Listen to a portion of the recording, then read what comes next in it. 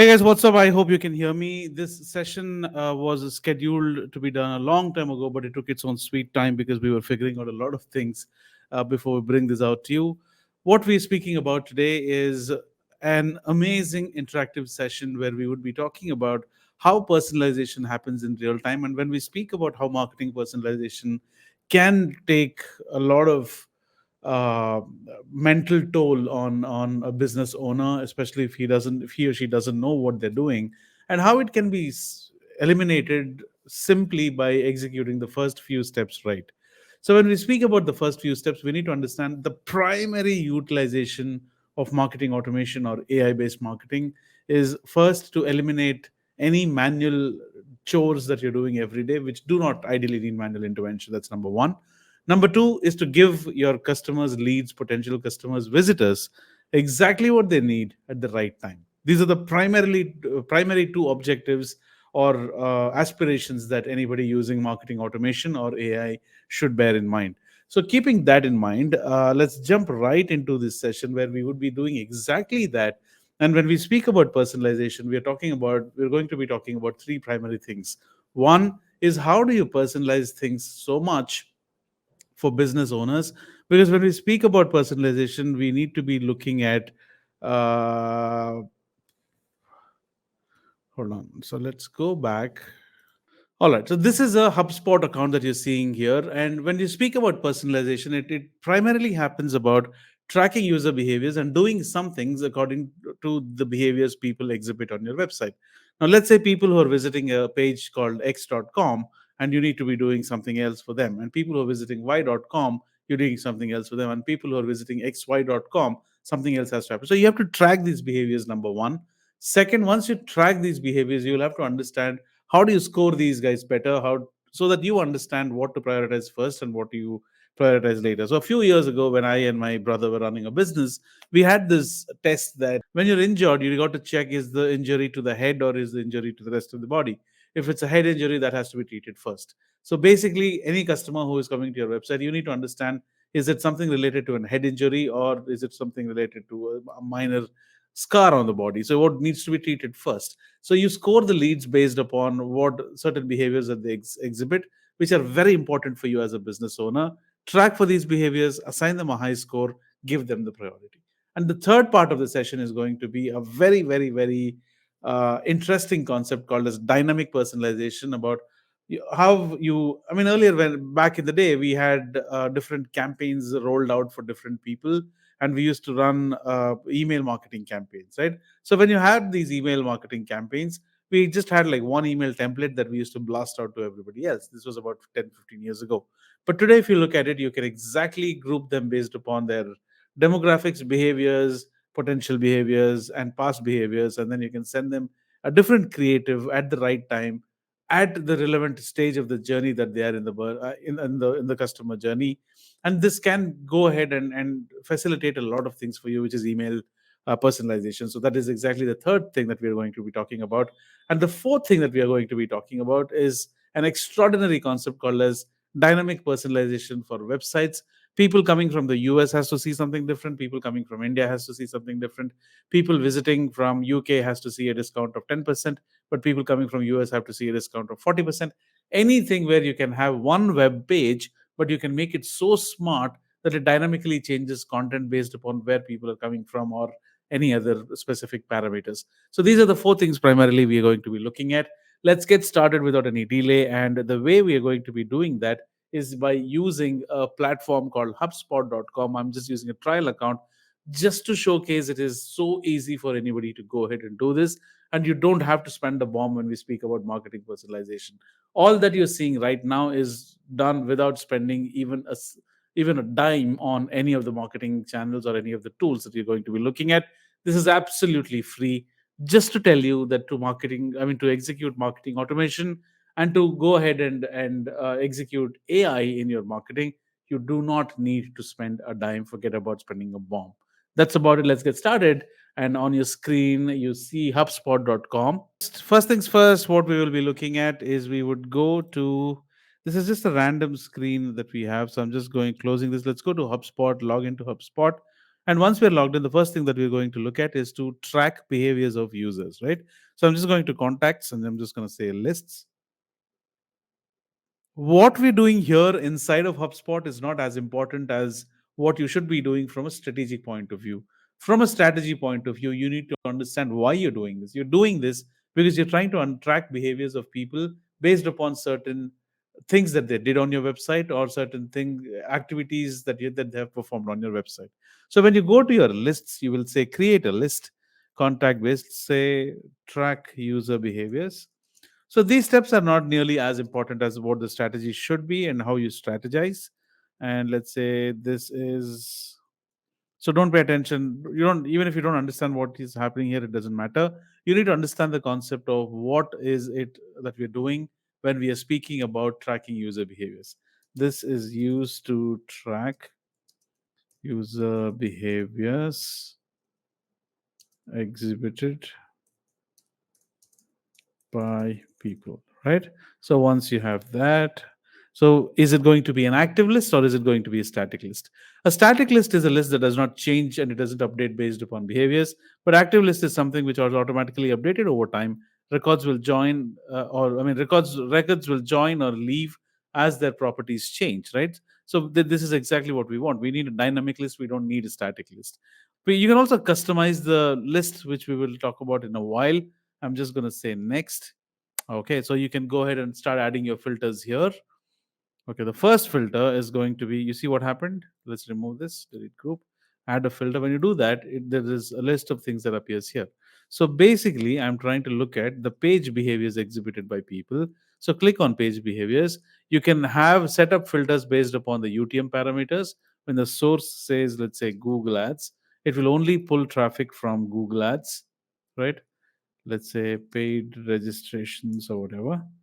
So these parameters obviously will be matched by your URL, and this will be, let's say, if this is my URL, which is amazon.com/UTM underscore source equal to Google. So this is exactly how you would set it up while you're setting it up. So there's nothing new that I'm doing here, right? So once that is done, you can go ahead and track your UTM parameters, or you can simply do a standard tracking of people who visited amazon.in/shoes, and you can customize what you want. Contact has viewed at least one URL that is equal to so and so. Contact has not viewed at least one URL so and so. Contact has viewed at least one URL containing da da da. Contact has not viewed URL condition. You can set up any of the conditions that you want, and then you can simply save the list, right? So based upon that, your list will keep updating because it is an active list based upon the behaviors exhibited by people. Now let's talk about two situations. One is all the people who have purchased, who have visited a list called amazon.com/shoes, who are all the people interested in buying shoes. And there's also another set of people who have visited, amazon.com/shoes, but they have also visited the /thankyou.html page, which means these are all the paid people. Now, let's say I have two lists of people who are mere visitors of the product page and people who have also gone ahead and purchased and went to the thank you page. Now, if I know that, a list of people who have just visited the page, a list of people who have also bought a product. Now, for me, who is more important? The person who has bought a product is more important, right? So I need to be scoring them accordingly. So how do you do that scoring is what we will be looking at now. Now, once you have done this, you can go ahead and track your performance. You can track your settings. You can track your activities. You can do anything that you want from here as well, right? Now, then let's say actions. You can clone the list, convert to static list, da da da, whatever you want. And there are a lot of insider things that you can do within the platform, but that's not of interest to us now. So I'm just going to say back to lists. Right now, what are we going to look at is how are we going to group or score these leads or visitors who come in, right? So you see the small gear icon here. So you click on that. Once you have that, you have something called as properties. You go to properties and then you search for something called as score. You get something called as HubSpot score. Click on that. When you have a HubSpot score, you can go ahead and build a positive score around things that you consider assisting the conversion, and you can add something called as a negative score based upon things which are not adding to value to the conversion, which are actually dragging you behind, right? Now let's say I add a criteria saying anybody who has visited a page. Let's say, do I see any pages here? Page related activities here.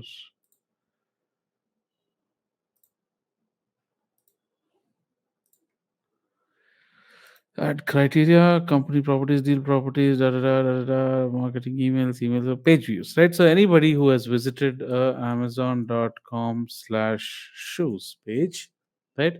Anybody has used at least one URL equal to this, assign them,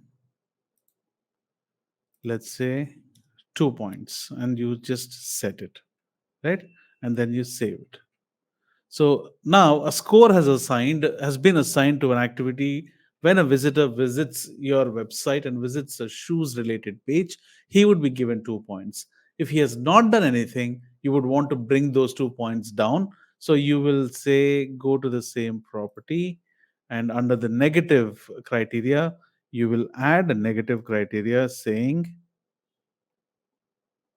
if he has not viewed at least one URL containing slash thank you dot html, right? You are deducting 2 points from him, right? And you apply the filter. So basically, anybody who visits your website, does something, visits a page for, let's say, visits a related page, you're awarding him 2 points. But if the same user has not done anything and is going back, you will reduce those 2 points. So it's basically plus and minus two, right? So this is how you go ahead and assign scores to these people based upon your certain points that you think will add value to the customer journey. But be mindful of the fact that this is not a very accurate way of doing it, because at the end of the day, this is your own judgment. This is based upon the data that is being collected after you define the rules, right? So this is not something universal. You never know the backstory, you never know the context of why a visitor has done something, not done something. This is just a surface level view of understanding things. To get a more accurate description and view of how things are done, you need something called as predictive scoring. And predictive scoring is not, there is no native predictive scoring enabled in HubSpot. You will have to use something called as forward.io or AI, which I've done another video about. You can go ahead and watch that video to see and understand how flexible scoring is done or predictive scoring is done, right? So this is just a manual scoring. I hope you understand that and remember that. So once you have done that, you can just simply save this. So now you have scores enabled. So first things that you did was you defined behaviors of people visiting certain pages, right? Then you have assigned scores based upon the behaviors that people exhibit. Now is going ahead and sending emails to people, which is very simple. We understand what email campaigns are. So go to emails, set up an email campaign, use a template, right? And give them exactly what they want, create some personalized sequences, right? Create automated sequences of somebody signing up for something and explore on my own. So basically, I'm not dwelling deep into these because we understand we have probably spoken too much about email automation in our entire automation series, right? So you go to the email, you set up a workflow, you set up a trigger, then based upon that trigger you decide, okay, when somebody has signed up, do this, do that, blah blah blah, basic automation stuff. I'm not jumping into that right now. The next thing that I'm going to talk about is something related to smart dynamic content, which is very interesting. So let's go to conversations. I don't know where it is. Marketing. Go to landing pages. Now, what we're trying to do here is this will enable you to go ahead and customize pages to people based upon different things. So let's say create. Let's say create. I'm going to create a landing page. I'm just going to say testing dynamic content, create page. Okay, let's pick up something random, right? So this is a basic page, right? It is just a basic landing page. Now let's say I would want to add some, let's say text heading.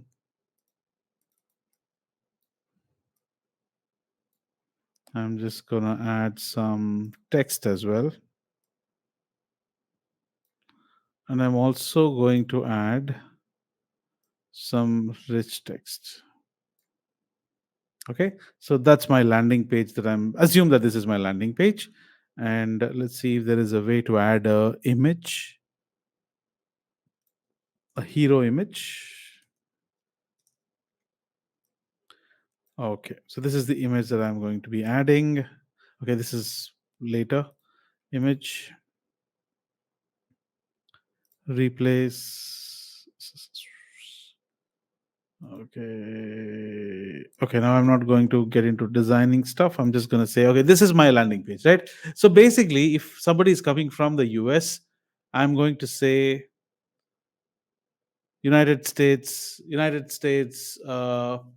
law states, something. If this is a legal counselor's, or if this is an attorney's website that I'm trying to build, or if I'm trying to promote for him, I would want to say, okay, hold on.